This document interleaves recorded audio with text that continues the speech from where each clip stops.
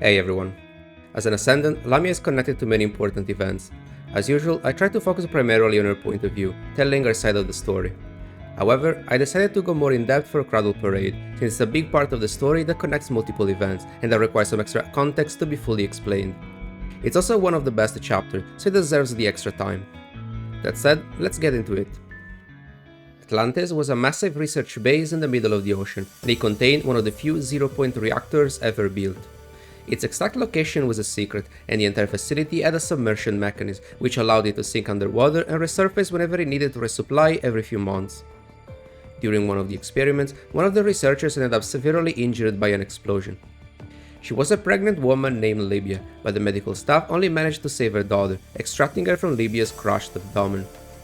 Since Atlantis' submersion day was incoming, they were unable to send the child to some of her relatives on land, and Lustrous, the lead researchers of Atlantis, gave her the name Lamia. Due to the complications related to her birth, Lamia's legs had also been crushed, leaving her a cripple that could only crawl with her hands, but as she grew a bit older, she received prosthetic legs. Despite her initial disinterest and annoyance toward Lamia, Lustrous gradually became more attached to her. However, she had no experience in dealing with kids, and many of their interactions left Lamia upset or confused. Everyone in Atlantis was an experienced researcher in their respective field, and in that environment with no other kids, Lamia grew up feeling stupid and insecure. Atlantis had been fully submerged when they received the first news of a mysterious virus, something that was infecting machines and turning them against humans. Since Atlantis was a fully mechanized city, they decided to stay isolated to prevent contamination, sinking even the ships that were supposed to bring in new supplies. Upon learning that this virus had been caused by a failure during the ignition of the zero-point reactor, the researchers of Atlantis decided to continue their experiments, using their own reactor to study zero-point energy. They wanted to replicate a similar environment that caused the outbreak, trying to reproduce this virus in order to understand its origin, and then find a way to neutralize it. However, they had a limited amount of supplies, and from the very beginning, they started to ration all the food. Everyone had agreed that they should prioritize the survival of the most important departments, allowing them to continue the research for as long as possible. Since she was the least useful person in Atlantis, Lamia received barely enough food to survive, and as months went by, she had seen entire departments disappear. They had agreed to sacrifice themselves to leave more supplies to the researchers, believing that they were humanity's last hope, but Lamia did not have their determination. She simply wanted to survive. Since she didn't belong to any department, Lamia was a special case, but even if her supplies were not meant to be cut anytime soon, Lamia still felt the need to become more useful. After some consideration, the medical director of Atlantis had offered her the opportunity to become a construct. Lamia accepts to undergo the procedure, even knowing that it was fairly dangerous, especially since Atlantis' construct technology was only experimental. Considering her crippled legs and the fact that Atlantis was currently submerged, Lamia's body had received many modifications, since being able to survive and swim underwater was the only way for her to leave the facility. After multiple adaptation tests, Lamia was fully able to withstand the water pressure despite being 4,000 meters underwater. Eventually, Lustrous gives her a new mission. Her duty was to leave Atlantis to collect data, and then come back whenever the punishing disaster was over. Lamia accepts her mission, finally leaving Atlantis, the only place that she had known for her entire life. Lustrous and the other researchers were not expecting her to come back. They wanted to give her a purpose, a chance to survive in this apocalypse. Their mission in Atlantis was not over yet, but that had been their choice, and Lamia did not deserve to make their same sacrifice. After leaving Atlantis, especially since her frame was an outdated technology with no invert device, Lamia was quickly infected by the punishing virus. The humanoid hybrid tech had always made Lamia's mind fairly unstable, and together with the punishing infection, she ended up losing most of her memories, to the point that she couldn't even remember how she became an Ascendant. Eventually, she had joined Luna, an agent of the Ascension network, which had helped her stabilize her mind, preventing her from turning into a corrupted. Lamia had always felt like an outcast, someone that didn't really belong anywhere. Her priority had always been her own survival, and she worked with other Ascendants only because it would make her safer, especially after discovering about the horrible experiments that humans were conducting on constructs. Being an Ascendant, she was considered a primary target to be eliminated, or worse, someone that should be captured and used as a test subject. Knowing that Kolong had always maintained its autonomy and had no relationship with other factions, Luna had sent Lamia to convince their leaders to work with the Ascendants against Babylonia, but they had refused to cooperate with them, saying that they would rather decide the future of Earth for themselves without meddling with others. Because of their refusal, Luna eventually decides to attack the city. Her goal was to retrieve Washu, an advanced AI similar to Gestalt that she could use to attack Babylonia. Despite being an Ascendant, Lamia was fairly weak when it came to direct confrontations. Her specialty was the ability to control the punishing virus levels in her surroundings, which she could use even to turn invisible or disguise herself, assuming other people's appearance. She took advantage of it to infiltrate Kolong, and then she disabled many of their frames through the punishing virus. However, when Babylonia sent their task force teams to defend the city, Lamia was oppressed by Strikehawk, and especially by Kamui, since the punishing virus seemed less effective against him. Eventually, Lamia was forced to retreat. Watanabe, which was also defending the city with the Forsaken, saw through Lamia's disguise. She had asked him very nicely to let her go, and since he didn't want to risk more casualties, he allowed her to leave the city. Despite Babylonian intervention, Gabriel was able to retrieve Washu from Chu, and after that, Luna and her Ascendants retreated from Kolong. Following the Battle of Kolong, Luna sent Lamia and the other Ascendants to track down Shaun, someone that had been researching the Ascension network and providing intel about his discoveries to other parties. This brings them to Vanished Splash Park, where they ended up engaging Grey Raven, Strikehawk, and Cerberus. Lamia ends up having a brief confrontation with Camus, whose consciousness had been separated from Kamui after Roland had disabled his frame, still attempting to turn him into an Ascendant. However, the Ascendants eventually retreat after Luna located and killed Shaun. After retrieving Washu from Kolong, Luna still needed a way to use it in order to hack into Gestalt. In the Arctic Route Union, Lamia cooperated with Adil, a Babylonian consort under Commandant Simon. Their objective was to awaken Amberia, a powerful humanoid hybrid consort that could assert their control over the bionic machines of the ARU, still unaffected by the punishing virus. Adil had past grievances toward the ARU, and with Lamia's help, she ended up betraying Babylonian and connected herself to Amberia, determined to enact her revenge over the ARU. Lamia eventually wanted to gain control over Amberia and the bionic machines herself, but the Green Raven Commandant and Rosetta ended up stopping them, thwarting her plans. Despite her failure, Lamia learned about an experimental high-gain antenna cluster buried in an underground base of the ARU. This information matched what Luna herself had learned through Washu, together with the fact that the antenna was related to Project Winter, who runs a secret research. Luna had told Lamia not to tell anyone about this, and she went to attack the ARU on her own, retrieving the antenna and moving it to her underground base in City 075. During this time, Lamia also been secretly in contact with Murray, Lee's brother and Cerberus Commandant, exchanging information. When Luna had used Washu to hack into Gestalt, her plan was to make Babylonia fall from the sky. Lamia had started to gather many Corrupted, and together with the other Ascendants, they were preparing to attack whatever will remain of Babylonia at the potential crash site. However, Grey Raven entered into Gestalt using the Spear of FOS developed by Asimov, and they managed to counter Washu's intrusion, restoring Gestalt's functionality and stopping Luna's plan.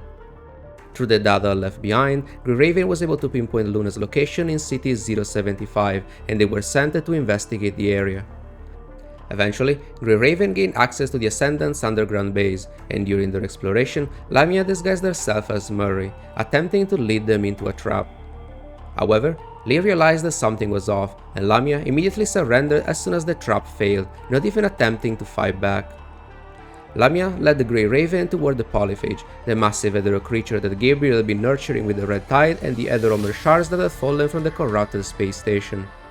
Through a recording that Lamia retrieved from a dead Hetero creature, they discovered that Gabriel had betrayed Luna and that he had fed her to the Polyphage.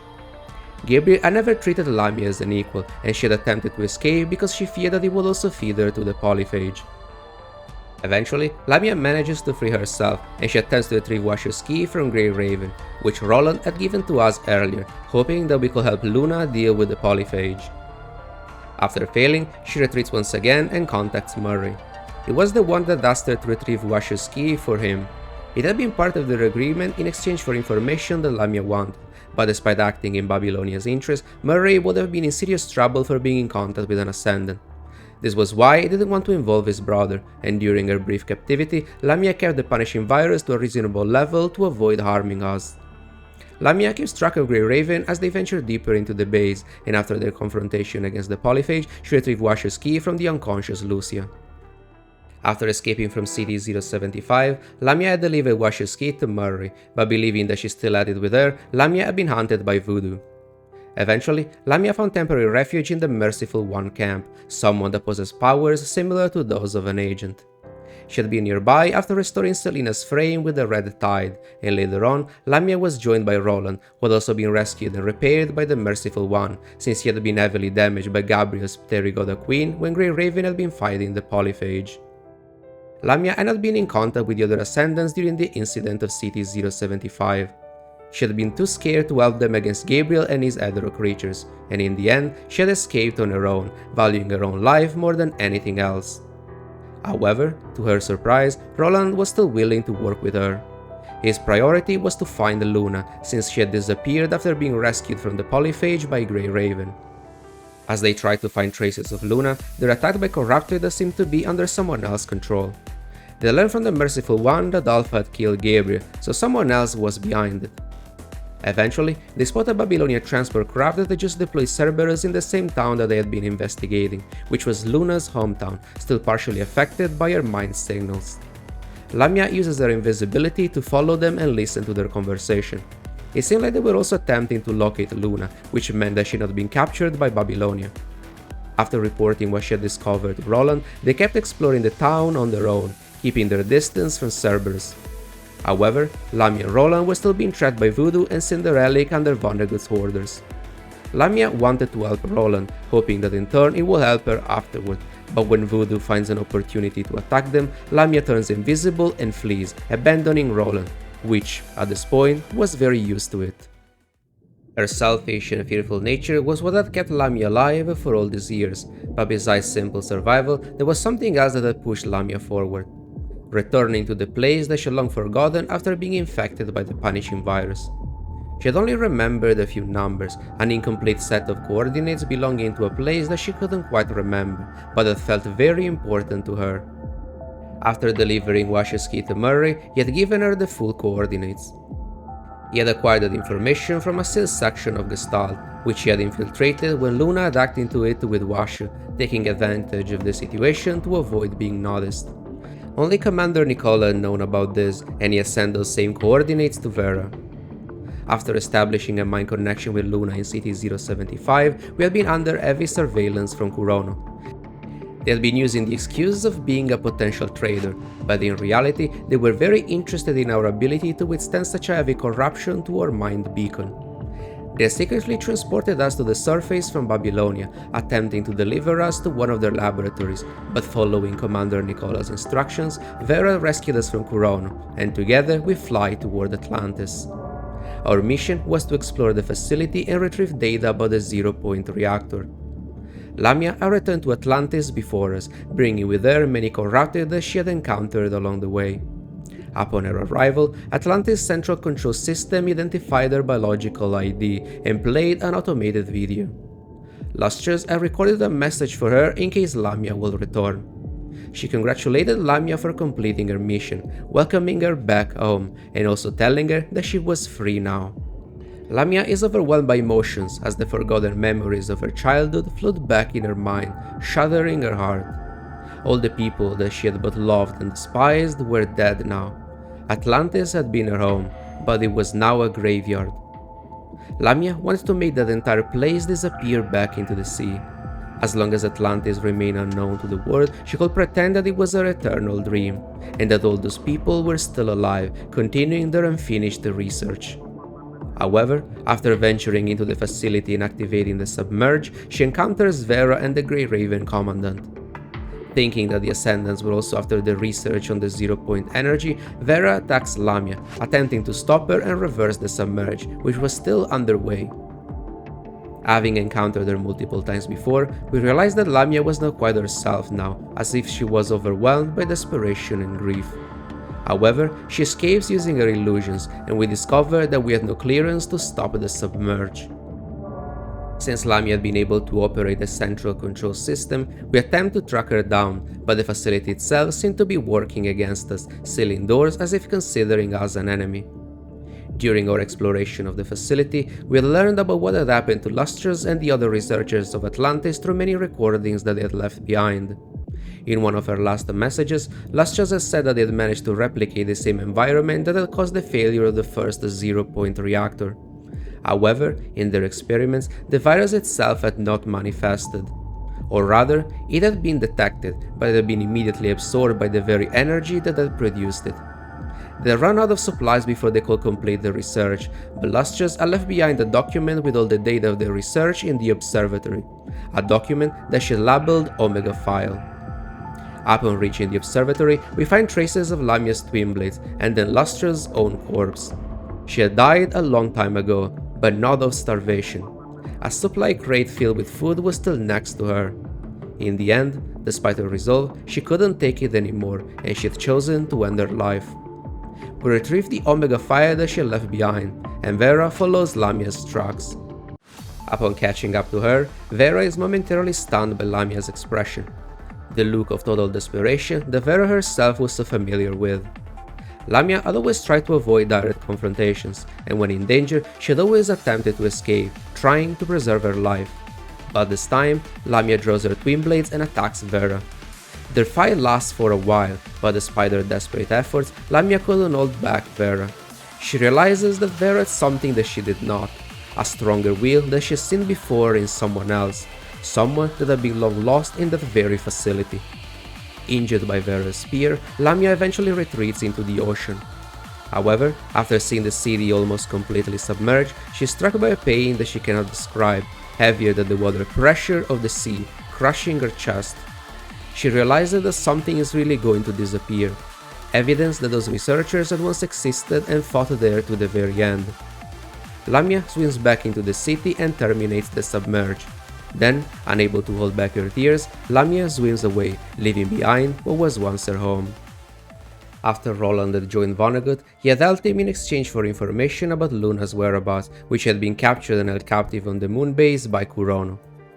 After giving Luna an opportunity to escape, Roland eventually ends up meeting with Lamia once again. Despite being an Ascendant, Vonnegut had never been interested in Lamia since she had never proven to be particularly useful, but Roland had suggested her to disguise herself as a defector to gather more intel. Following his advice, Lamia had joined Lithos, pretending to be one of the many defectors that he had recruited over the years. And during this time, Lamia discovered quite a bit about Vonnegut and Lithos' experiments, together with the advanced technology that they possessed. Lithos' own mind had been copied by Vonnegut multiple times, allowing him to bring Lithos back whenever he died. As an agent of the Ascension network, Luna's goal had been to filter out anyone that was unable to resist and control the punishing virus. From her childhood, Luna had been exposed only to the worst side of humanity, and having been herself a victim of Kurono's ruthless experiments, she had no issues in eradicating humanity to fulfill the Ascension network's goal, prioritizing the protection of the few people that she cared about. However, after interacting with us in City 075 and during her captivity on the moon, Luna's view on humanity had started to change. She wanted to forge a future in which humans and Ascendants could coexist, but according to the Ascension network simulations, such a future seemed impossible. Humanity seemed destined to succumb to the punishing virus, or the eternal winter that would follow after the red tide had consumed most of the planet. Despite this knowledge, Luna did not give up, utilizing the Ascension network even more extensively in the attempt to find a better future. Because of this, her connection to the network became even stronger, and when the Edero Tower appeared, Luna's physical body ended up being trapped in crystallized punishing virus. Influenced by the Edero Tower, the Ascension network started a new round of refiltering that was affecting even the agents, and because Luna's new conviction did not fully align with the network's goals, she was risking losing her authority. Lamia had learned all this after rejoining Luna together with Roland. Their own status as Ascendants depended on her, and if she lost her authority as an agent, they would also turn into corrupted. Vonnegut had found his own way to deal with the refiltering, and since Luna was unable to move, she had asked Lamia to investigate. After all, disguising herself to gather information was their specialty, and in order to help her with the mission, Luna used some of her remaining power to upgrade Lamia's frame. Disguised as Lillian, a Babylonian consort that she had worked with in the past, Lamia had once again infiltrated Lithos' laboratories. Lithos and Lillian were also old acquaintances, and she had given Lamia the location of one of the most recent bases used by Lithos. Between her disguise and her ability to conceal herself, Lamia's infiltration had been successful until she had been detected by Loki. Despite the enhancements to her frame, Lamia's instinct was to escape, and eventually she managed to hide somewhere inside the facility. Eventually, Loki was restrained by Cinderelik and Voodoo, whose consciousness had been separated from Loki. However, while still in hiding, Lamia did not realize that she was in one of the many containers that were meant to be relocated to another base. Lithos' largest secret base, located 5,000 meters at the bottom of the sea. After helping Echo deal with Kugawa Kurono in Utopia, we were returning to Babylonia when our transport craft started to malfunction. All the parachutes and the emergency equipment had been sabotaged, and the transport craft ended up crashing in a river of red tide. When we wake up, we find ourselves strapped to a chair inside a sealed medical room stained with old blood. Eventually, Lithos joins us. He had learned that we had no affinity to the tantalum copolymer, which was essential to turn a human into a construct, but his entire research with the red tide had been to find a solution to this issue. He injects us with a special drug that can grant us adaptability. However, it's not the adaptability to become a construct, but to become a hetero creature. Lithos had always wanted to find a way to save humans from the punishing virus, and so he had found a way to preserve their consciousness in the red tide. Weak minds will not be able to retain their self-awareness when merged with the red tide, becoming mindless data, but he believes that their consciousness will be stable enough to be preserved. Lithos tells us that we are in one of his secret bases, 5,000 meters at the bottom of the sea, and that Babylonia might not even be looking for us. He wonders if Babylonia will value more the real commandant, or 5 of our clones, but in reality, they could have saved the clone, believing that it was the real one.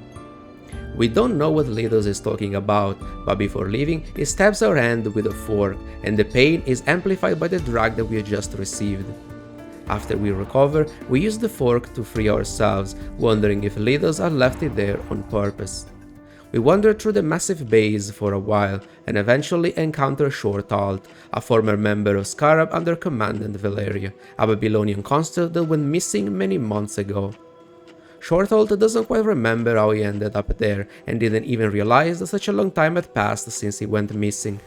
He tells us that his last mission had been to investigate the appearance of strange hetero creatures, suspecting the involvement of Ascendants, and after being betrayed by a defector, he had been captured by Lithos. He also remembered being dismembered, some of his pieces left behind to bait Valeria and the rest of Scarab, but eventually he woke up in this place, still in pieces, and he had to manually reassemble himself.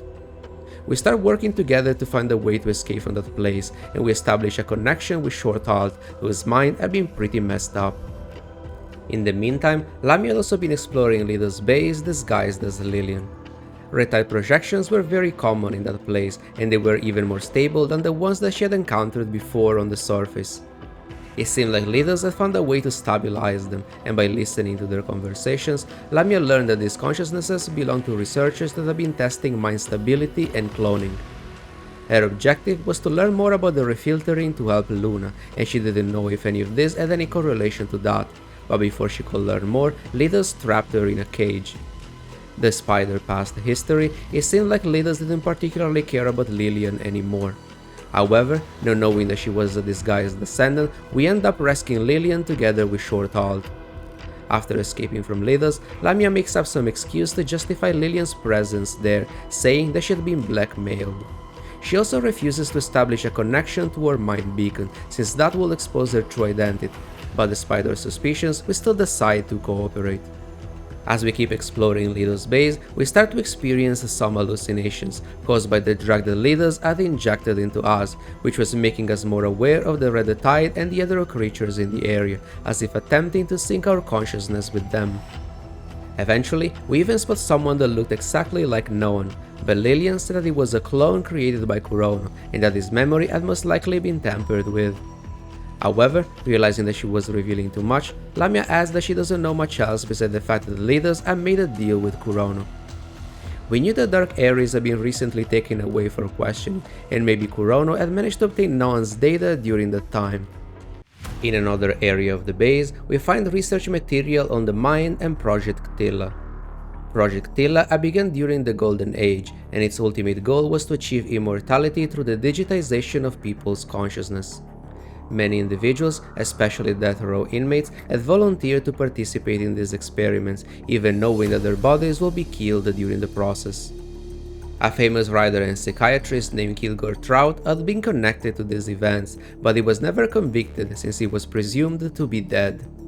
At the time, Shortall himself had been a police officer that had worked on both Project Chtylla and Kilgore Trout cases. However, according to his informants, the project had not been so far-fetched, and it was meant to create war weapons to destabilize the war government similarly to Amberia in the ARU. The project had been considered a failure in the end, an impossible pipe dream, but the appearance of the punishing virus and the subsequent Red Tide had changed everything. The heterohive mother that had given birth to the twins had been an incomplete form of Chtylla, which, at the time, had been like a massive womb on legs, but according to these files, that hetero creature had never stopped evolving. In another file, we also gain more information about Loki. Lithos had found her locked in a basement, abandoned after Project Chtylla had been terminated. He had found her ramming the cell door, heavily wounded, and the only thing that he managed to do was to preserve her mind data with Vonnegut's help. Since her state of consciousness was similar to Chtylla, Loki would have been a useful test subject for their experiments. However, since Loki's mind data was also damaged, forcing it into another body will create a completely insane being. He needed another consciousness that could stabilize her, and after acquiring the consciousness fusion technology from Kurono, he had used it to merge Loki with Voodoo and abandon the illegitimate child of Ashlar. Someone with no emotions that in order to survive turned into a mere obedient object with no mind of her own. The experiment had been successful, and Voodoo had become Loki's vessel, acquiring a degree of control over her normally insane behavior, something that they could use for Chtylla herself. Since that entire place was too massive, we decided to stay in contact but to split up in order to find more information and a way to escape. While on her own, Lamia is eventually found by Loki, who attacks her immediately despite her disguise. Lamia attempts to escape, but despite her own surprise, she ends up defeating Loki. Their confrontation caused a portion of the floor to collapse, and Loki fell in a pool of red tide. Inside the chamber, there was also a dormant hetero creature that looked like a woman, connected to a massive tree. Objects that resembled blood bags were hanging from its branches, but instead of blood, they were filled with red tide, collected by the tree's massive roots and then fed to the woman as nutrients. Heavily injured, Loki herself was consumed by the red tide, while her consciousness was absorbed by the hetero creature, Chtylla. From the pool of red tide beneath the woman, Lamia retrieves a massive egg, which also seemed to be a hetero creature. Upon touching it, she experiences strange visions within her mind, fragments of the past and what seems to be the future. The egg was attempting to absorb Lamia's own consciousness, forcing it to merge with Chtylla, which she was now seeing as her own mother, influenced by the consciousness within the egg. Lamia would have lost herself if we didn't pull her out of the red tide, disrupting her connection to the egg. She was still disguised as Lillian, but the fact that she wasn't immediately corrupted after standing in a pool of red tide while holding a hetero creature was extremely suspicious. Nonetheless, we had more pressing matters. Shortall takes a few shots against the dormant Chtylla, but just like the twins, her body will regenerate too quickly against the regular weapons. We decide to investigate the area and find some cabinets that contain Construct's parts. Some of them belong to Lithos, as if they were some of his backup frames, but one of the constructs looked exactly like Shortall. Considering that Shortall's own memory was incomplete, we don't know which one was supposed to be the original, but Shortall didn't care. He was the conscious one at the moment, and he didn't want another himself around, so we decided to destroy all the replicas inside those cabinets. We piled up everything beneath Chtylla, and then detonated one of his electromagnetic pulse bombs, hoping that this would be enough to disrupt Lithos' experiments.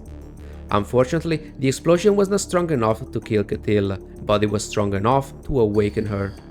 As we try to escape, an enraged Chtylla follows us. Her own egg, previously dormant in Lillian's hands, becomes an active threat, responding to Chtylla's wails. Shortall attempts to protect us, delaying Chtylla, but is immediately cut to pieces by her whip. Lillian's mind is also being overwhelmed by the egg, causing her massive pain. We finally convinced her to establish a connection to us, and we immediately realized why she had refused to do so before. She was an Ascendant, and familiar corruption reaches our mind beacon. For her entire life, Lamia had always tried to escape from danger, valuing her life more than anything else. But this time, she wanted to fight back. She reveals herself, confronting Chtylla directly, weakening her by manipulating the punishing virus in the area. However, as she used more of her powers, our mind beacon was becoming more and more corrupted, until our consciousness shatters into pieces. When we regain our consciousness, we are heavily corrupt. We are in extreme pain and we can barely move, while our mind is experiencing strange hallucinations, hearing constant voices. As if that entire place is also a massive hetero creature, and affected by Lithos' drug, our consciousness was starting to sync with it. We attempt to break our connection with Lamia to alleviate our corruption, but she prevents us from disconnecting. We don't even know where she is, since she had escaped with Chtylla's egg. Lamia had realized that the egg could make her stronger, and thanks to the connection to her mind beacon, she was able to retain stability when interacting with it. Like before, she could see visions of the future through the egg, obtaining different results whenever she changed some parameters, as if she was performing extremely advanced simulations. Captured by the egg's power, Lamia envisions herself as a successful person, simulating extremely unlikely futures. These events required the alteration of many time nodes, and unaware of the danger, Lamia was causing rifts that were attracting the punishing virus itself, drawing the attention of an observer. The egg was providing her answers to every possible question, giving her knowledge of concepts that escaped her understanding. Lamia saw the rise and fall of countless civilizations, as if eternity was happening almost instantly, as if time itself had lost its meaning. After regaining her senses, Lamia starts to realize that the egg itself might have been Vonnegut's solution to the refiltering. However, despite providing solutions to every answer, most of them required changes in the past. Unless Vonnegut had also found a way to travel back in time, Lamia wasn't quite sure about its practical use. She had also started to realize that Ascendants and Corrupted were not so different from one another. They were both data that had been acquired by the Ascension network, but the main difference was that an Ascendant had been able to maintain their self-awareness and use the rest of the data for their advantage. However, through the refiltering, this data was attempting to proclaim its own authority, breaking free from the control of agents. And if they managed to merge into a single entity, that could become a tremendous threat for both humans and Ascendants. The egg contained multiple consciousnesses that were able to boost an Ascendant's powers, making it a tool to counter and potentially overcome the danger of the refiltering. Also, after interacting with the egg, Lamia was pretty sure that the punishing virus had fourth-dimensional properties. It could be used to interact with time, which meant that Vonnegut could have acquired information from the future. She believes that the massive hetero creature that had made using Chico's body was meant to be some sort of giant signal tower, whose purpose was to intercept this kind of information. Even if Lamia didn't know, a message from the future had been sent by Nanami during that battle, which had been intercepted by Bianca's Phantom Tracer and eventually given to Lee, who had entered the hetero tower and rewritten its function with Ishmael's assistance. This had prevented Ascendants from entering the tower and had pushed Vonnegut to continue the experiments on Project Chtylla. Eventually, the tower will reacquire its original function, and the egg could become a key that will give them access to it. Eventually, Lamia feels her consciousness drift away and she loses her connection to her mind beacon. After taking some painkillers, we pass out for over 24 hours, and when we wake up again, almost 48 hours had passed since Lithos had injected us with the drug. Lithos had mentioned that we were supposed to receive a second and final injection, and during all this time, he had tried to locate us. Eventually, one of the hetero creatures reborn from Chtylla finds us, and after forcing us to the ground, it injects us with the last dose of the drug. It had no animosity towards us, and it was fairly different from the hetero creatures that we had encountered on the surface. It was able to communicate with us, and from it, we learned that most of the hetero creatures there had been reborn from the consciousnesses of dead humans after being absorbed and stabilized by Chtylla. That entire place was therefore considered Chtylla's Cradle. In there, we eventually meet the other Noan. He knows about the Noans that's in Babylonia, and it was a mind replica that ended up choosing a different path, becoming a Transcendant under Lithos, but he discovered the truth only recently. He says that he encountered some of our clones before, but in contrast to us, they had no memories. He is still surprised that we don't remember the incident that caused him to lose his sight, but it was possible that Lithos had also tampered with our memories. He says that Lithos wants us to stay in this place where we'll be consumed by the red tide, joining Chtylla, and eventually be reborn as one of her eggs. He had heard that our clones had been transported here from a secret lab nearby Fort Winter, and that Lithos had acquired the mind fusion technology from mankind. Other people had also willingly joined this place, convinced by Lithos that it was some sort of paradise, and after taking some injections and waiting for a few days, they had been eventually merged with Chtylla's Cradle and be reborn as magical sea girls. He asks us if we were also planning to become a magical sea girl, but we ask him if he knows how to get out of here. He says that this place is anchored to the bottom of the sea, and he had also been waiting for a chance to unlock it, allowing it to float back to the surface. However, in order to do so, we need someone that could withstand the water pressure to destroy the lock and to stabilize Chtylla and her cradle before they collapsed. He says that Chtylla was heavily unstable, just like Loki, and a total of 3 consciousnesses were necessary to keep both her and her womb under control. The conditions to become part of her consciousness was a stable mind and to be accepted by Chtylla herself, otherwise we will be rejected and reborn as one of her children. We realize that there are only 3 people that meet these conditions: Noan, Lamia, and ourselves. Also, even if we manage to find the control room and communicate with Babylonia, they will be unable to reach us, and so we needed to make this entire place emerge to the surface first. We learned that Chtylla herself wanted to die, but she was unable to end her life since the punishing virus will keep healing her. Eventually, we find Lamia, which was killing other creatures that were attempting to retrieve the egg. Her powers had been boosted by it, but she was also losing control. We asked Noan about the egg, and he said that it was Cinderelik. After learning about Kugawa Kurono's death, she had chosen to merge with Chtylla. Her mind had not been stable enough to become a complete egg, but since Chtylla was her mother, she had still managed to assume that form. Knowing this, we approached Lamia and asked her to work with us, telling her that she should stop using the egg since it was damaging her mind. She was glad that we were willing to work with her despite her being an Ascendant, but she had no intention of giving up the egg. Since we needed her, we decided to not press the issue, and we established another connection with her, stabilizing her mind even if it was going to corrupt our mind beacon even further. Eventually, we find the control room, but in order to access the transmitter, we needed to find some ID cards. Upon investigating the area, we find more information related to the early stages of Project Chtylla. At the time, Kugawa Kurono had been the lead researcher of the project.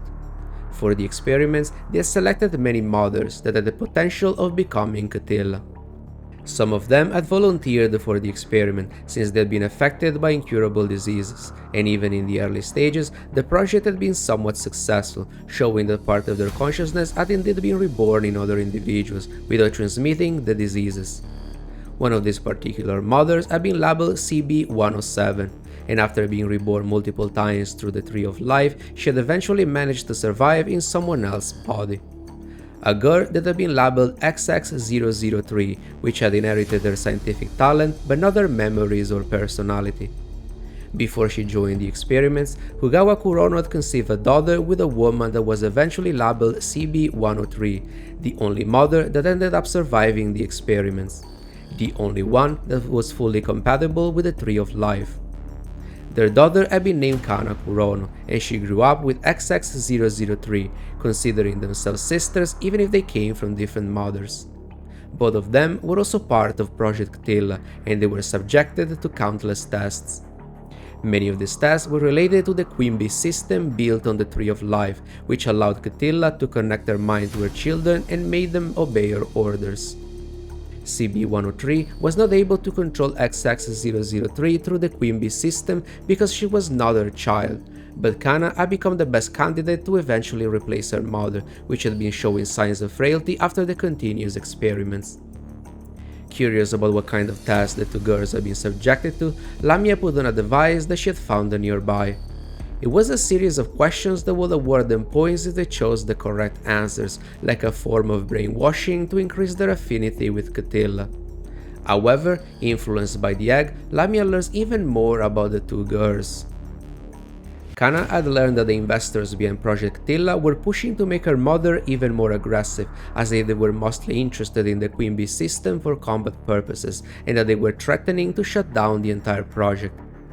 Kana herself had started to show signs of insanity after connecting to her mother, and it seemed like she had been influenced by Kilgore Trout. CB-103 had wanted to get her revenge towards the researchers, and when Kana eventually became the new Chtylla, she ended up killing most of them, cutting their head and putting it in their own stomach. XX-003 had been supposed to leave that horrible place, exploring the world that Kana never had the opportunity to experience. However, Kana and Mother were the only things that XX-003 cared about. She has stayed behind, attempting to be accepted by her mother, which now had Kana's face. In her insanity, Chtylla had attempted to kill XX-003 until she cuts her own wing and hair, assuming Kana's appearance, which seemed to stabilize Chtylla's chaotic mind. Eventually, Chtylla had been recycled by the Tree of Life, but Lithos found that XX-003 was still alive. He had asked Vonnegut to save her and had given her the name Cinderelik, hoping that eventually she will find herself. But in the end, she had still chosen to sacrifice herself to help the reborn Chtylla. Immersed in Cinderelik's old memories, Lamia did not realize that the egg had been attempting to absorb her own consciousness. Still connected to her, we struggle to bring Lamia back to her senses, and eventually she manages to calm down. She is surprised that we didn't take advantage of the situation to take the egg from her. We say that we trusted her, but that was just a lie. We had considered taking that egg, but we still needed her help to escape and deal with Lithos. For the moment, attempting to persuade her into working with us was just the best course of action.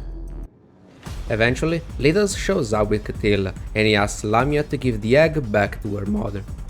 After what Lamia had learned, the current Chtylla could barely be considered her mother, and Lithos had been feeding Cinderelik nothing but lies.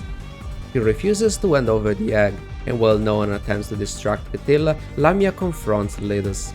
She ends up killing him, and Lithos' consciousness is absorbed by the Cradle. It was just Lithos' mind replica, and in a way that had been part of his plan. Or at least, that's the lie that he tells himself as he is consumed by Chtylla. In the meantime, our corruption has reached critical levels. We can barely move, and even our hands have turned into a bloody pulp. Lamia carries us on her back, bringing us to the transmitter, and then we use both Kana and XX-003's ID cards to gain access to it. We managed to enter in contact with Celica in Babylonian, but as we explain our situation, her reaction is far from what we had expected, as if she didn't believe anything that we'd just said. However, before we can get more out of it, the transmitter explodes. Lamia pushes us away right before, but we're still hit by a flying shard. The pain reaches unimaginable levels, amplified by Lithos' drug. We fall unconscious once again, and after waking up, Noan had performed some first aid on us. Lamia had been keeping the punishing virus level in check, allowing us to breathe while Noan had been working on us, so we thank her for it. That makes her tail swing harder than it did a moment ago, until she walks the railing that she had been leaning against. She says that currently we are inside an actual structure and not on the massive hetero creature that was connected to it. Lithos merging with Chtylla had temporarily stabilized the Cradle, but it wouldn't be able to hold on for long.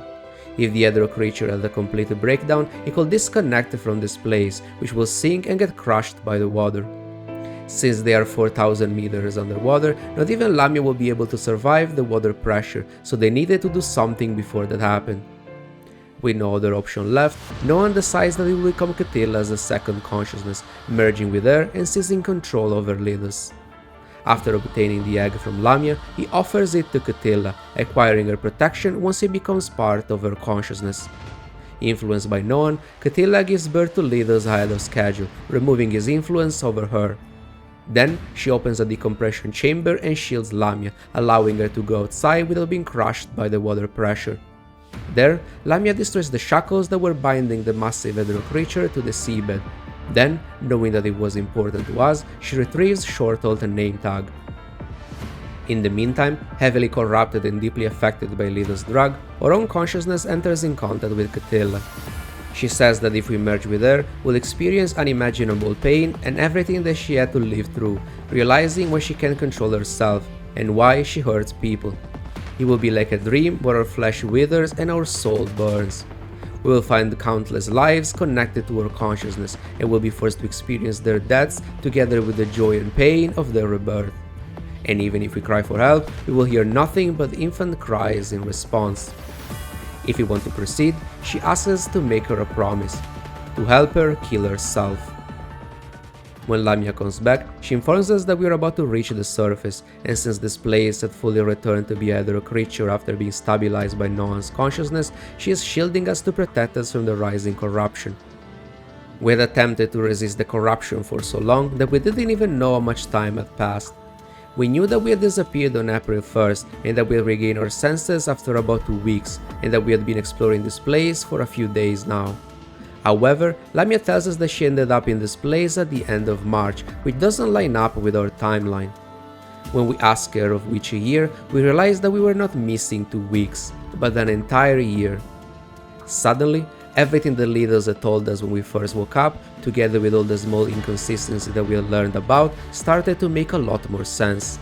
Our missing memories about Noan's wound, Celika's reaction after talking to us. We finally realized that no one was looking for us. We had been abandoned, just like everyone else that had died in this place. Lamia doesn't believe us. That was something that was supposed to happen only to people like her, but we were too important to be abandoned. Despite being enemies, she had always respected our determination and accomplishments, but we tell her that worth was very subjective. We tell her a series of numbers, 931206. It was the password of our terminal, but also the code of the medical report that had confirmed our incompatibility with the tantalum copolymer. Most Commandant had the option to become constructs in case they were gravely injured in one of their missions, but we didn't have that option. Regardless of what happened, we will die as human, and we reminded ourselves of that fact every time we opened our terminal. Lamia doesn't understand why we're telling her all this, saying that it's not over yet, but we tell her that sometimes we have to give up on our dreams to protect the people that we care about. When she had been affected by the egg, Lamia told us that their ambition was to discover the truth of the universe, as if influenced by the goal that had pushed the researchers of Atlantis forward. However, we tell her that such a dream will never make her happy if she pursued it alone. She needed to be a little bit greedier and involve other people that she cared about. With Chtylla, Vonnegut will be able to rebuild this Cradle somewhere else, and knowing that it will retrieve her before Babylonia could even attempt to interfere, there was only one thing that we could do to prevent it. We give Lamia both our name tag and short halts, and we ask her for one last favor. We don't want to die at the hands of Grey Raven, so we ask her to kill us after we merge with Chtylla. Despite her conflicting emotions, Lamia agrees to fulfill our wish. She removes the barrier beneath us, allowing us to be consumed by the red tide and join Chtylla. A year ago, Grey Raven started looking for us as soon as we had disappeared in the river of red tide. Held by Strikehawk and other Babylonian task force teams, they had eventually located a laboratory nearby Fort Winter. Inside, they found mutilated corpses and one of our clones in a cryogenic pod. The clone had no memories, and it had died not long after being rescued. Even with accelerated growth, our clone had been too developed for having been made in just a few weeks, and Grey Raven starts to suspect that Lithos must have obtained enough data about us when we had been under surveillance from Kurono, right after the incidents of CD-075. Inside the laboratory, they also found a recording of Lithos, and from it, they learned that he had acquired a memory synchronizer, a device that allowed to sync the memory between two brains. It had been developed during the Golden Age to treat amnesia, but it had become illegal since it also damaged the brain.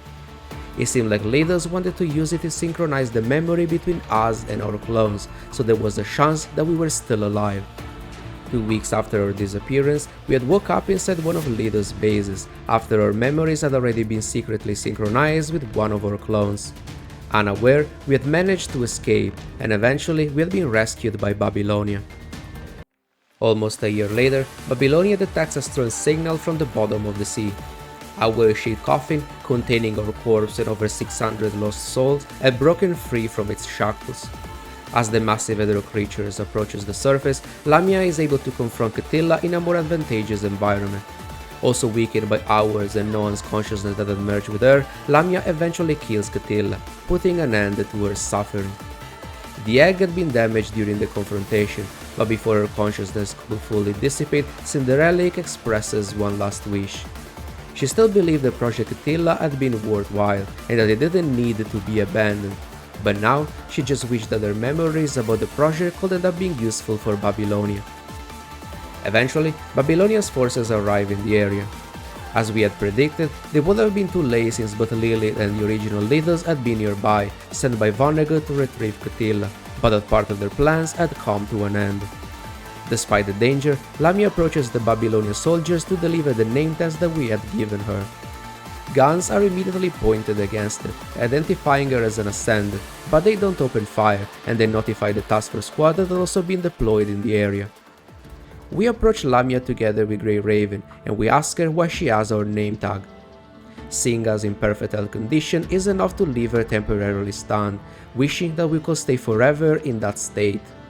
She's not sure how to explain herself, but she tells us a number, 931206.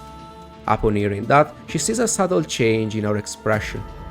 She says that we had told her about it, and then she briefly tells us everything that had happened at the bottom of the sea. In the end, she asks us if we would have made the same choice, as if desperate to know the answer. We would have, since for us, preserving people that we care about was more important than preserving ourselves. We ask her why she came here despite knowing that she might not be able to leave, and she replies that she also wanted to fulfill her wish. She hands over the egg, saying that it was Cinderelik's wish, and also a request from both herself and the other us. Since it was still a hetero creature, we let Lamia put the egg inside an isolation chamber, and after thanking her, she vanishes into the sea. A few days later, Lamia reports everything that had happened to Luna. Despite not having returned with the egg, Luna says that the intelligence she had gathered was a lot more valuable now that the egg was dead. They learned that Vonnegut had created a tool that could boost Ascendant strength, which will facilitate establishing and maintaining a connection to the Ascension network even after the refiltering process had started. Months later, when Gestalt's data wall had been breached and Agent Zero had been released, Luna perceived an unusual fluctuation within the Ascension network. Celine, a creature made by the network using Luna herself as a template, was attempting to merge with Agent Zero in Babylonia, integrating its trait into the network. Something that should have happened over 30 years ago during the Punishing Outbreak, but instead, Agent Zero had been trapped within Gestalt. Taking advantage of the situation, Luna breaks free from the prison created by the Ascension network, destroying the other Homers that were trapping her physical body. Celine had been created to replace Luna's authority as an agent, but before she could confront her, Luna needed to regain some of her powers. She wanted to boost herself using the consciousnesses within the Red Tide, similarly to how Lamia had boosted herself through Chtylla's egg. But in order to increase her chances of success, she needed a strong mind beacon that could stabilize her mind during the process. She needed us. After escaping from Babylonia, Agent Zero and Celine had entered the Inver Hetero Tower, where they planned to merge with the Ascension network. This had caused the tower to malfunction, and the punishing level had started to rise even inside the clean zone. Grey Raven had been sent to the area to investigate, and in order to gain her attention, Lamia had infiltrated the nearby conservation area, telling us that Luna had a solution to the current situation. Despite the risk, Grey Raven agrees to meet with Luna and her Ascendants. After learning about Luna's plan, we decide to help her locate and make a deal with Cradle. Luna offers Cradle information that she had obtained through the Ascension network, but one thing more, Cradle refuses until Lithos shows up, delivering a gift from Vonnegut that contained more information about Agent Zero. As Luna merges with the Red Tide woven by Cradle, we establish a connection to her, becoming a beacon in the Sea of Consciousnesses. During the process, Cradle attempts to suddenly take over Luna, but upon discovering her influence, we eventually get rid of her. Already weakened by the Ascension network and the incomplete merging process, Luna's mind starts to collapse and her fractured memories end up mixing with corrupted data. This was very similar to what had happened to Liv when she had used the Imperia frame. Establishing a connection with her in that condition had almost killed us, and this time we were dealing with an agent. However, Lamia's own ability to manipulate the punishing virus had also grown over time, and she is able to keep Luna's corruption in check, allowing us to establish a connection with her in relative safety. Aided by her mind beacon, Luna is eventually able to shape a new frame with the Red Tide, restoring her powers, and after defeating Celine inside the Edero Tower, she also reacquires her full authority as an agent of the Ascension network. All these events that follow the appearance of the Edero Tower have not happened in the new timeline, and I assume that they will be drastically different in the future. However, I want to point out that all this is still very important. The new timeline will be different because of what happened in the previous one, and it's not just a simple reset. Going back in time doesn't mean that everything that we learned and experienced was completely erased. We already have hints of multiple characters remembering events related to other timelines, and I assume that anyone that previously experienced visions of the future will eventually remember what happened. Lamia is one of these characters, and everything that happened inside Chtylla's Cradle might come back to her. After all, the Parade of the Dead is still ongoing. Anyway, as usual, thank you for watching, and I'll see you in the next video.